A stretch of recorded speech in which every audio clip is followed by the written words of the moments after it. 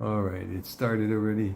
So we're going to go forward and I will say, welcome to the weekly shir. My stand and the camera don't get along exactly. So here we are. It's a weekly shir, Zera Shimshon. It is the 7th day of Av, and it's Thursday, okay, and this is, I should say, Menachem Av, okay, but we're going to try to say over something shorter, and because all the stuff inside in Hebrew is actually longer. It's very fascinating, but I don't want to burden everybody with their time, so everybody's rushing to get to Shabbos to eat meat. Okay, anyway, the voice of the sound of the voice. Heard this before? Okay. Vayishma Hashem es kol midivreichem vayiktzoi vayishova leimor. Hashem heard the sound of your words, and he was incensed, and he swore, saying. Now, what does that mean, the sound of the words? Why does the Torah need to use the word, the koil, divrechem, right? The sound. Clearly, there is a lesson that we are meant to learn from. Every word in the Torah has a lesson to learn, but this one we're going to learn a very interesting lesson. Clearly, there's a lesson that we are meant to learn from this seemingly extra word, since the Torah could have just said, Hashem heard your words, which he always does. Zera Shimshon explains that this by turning to a pasuk in Sefer Eov. Eov's friend Elihu tells him, I am full of words. The spirit inside my belly distresses me. It's a pasuk in Eov 32. Sometimes a person can't stop himself from giving his friend a piece of his mind. Okay? His stomach or his heart is full, and he can't hold himself back from speaking. In such a case, a person shouldn't pay attention to the words emerging from his friend's mouth, because they are coming from a place of anger. But Eov's friend implied that he had a very important reason for saying what he was about to say.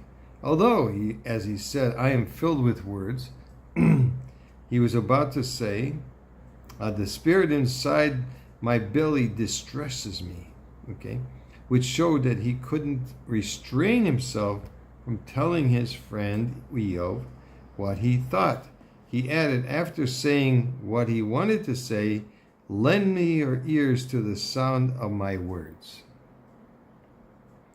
Okay? In other words, listen to the voice, the underlining intonation of what I am saying, and not just the words themselves.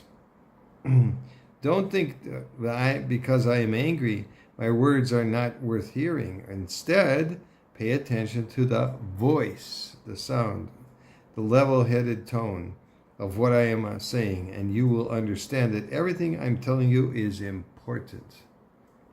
If Eov's friend would have only listen to my words, Eov would have turned away and not paid attention. Why should he listen to someone who has just admitted that he is very emotional and upset? That is why the friend stressed that Eov should pay attention not just to the words themselves, but to the sound of the words and to their implications and the way that he was expressing himself. Pay attention, he was saying, and you will understand that everything I'm saying is for your own good.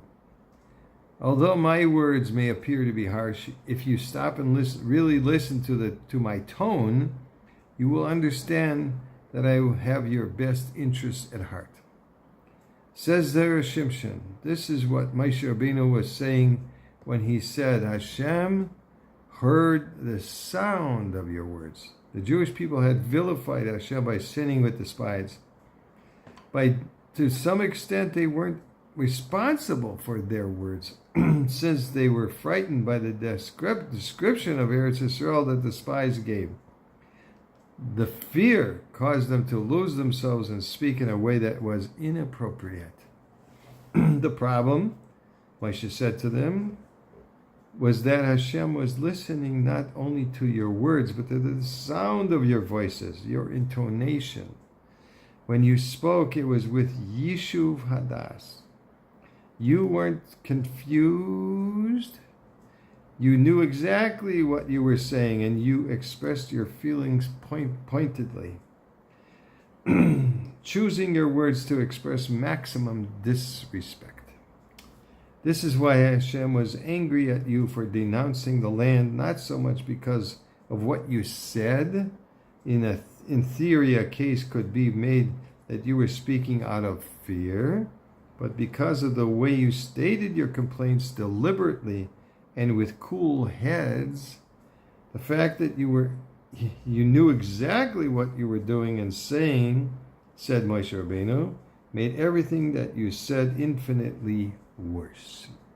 And that's why we have a Tisha B'Av for 3,000 years. All right, anyway, over 3,000 years, all right. We need to correct those. Yeah, it's very interesting. That's from the Zera Shimshon in our Parshat Devarim and Ois Hay. So, there we go. So have a wonderful Erev Tisha B'Av. Enjoy all your meat and whatever you want. And have an easy fast. Kol Tov Zaygebench.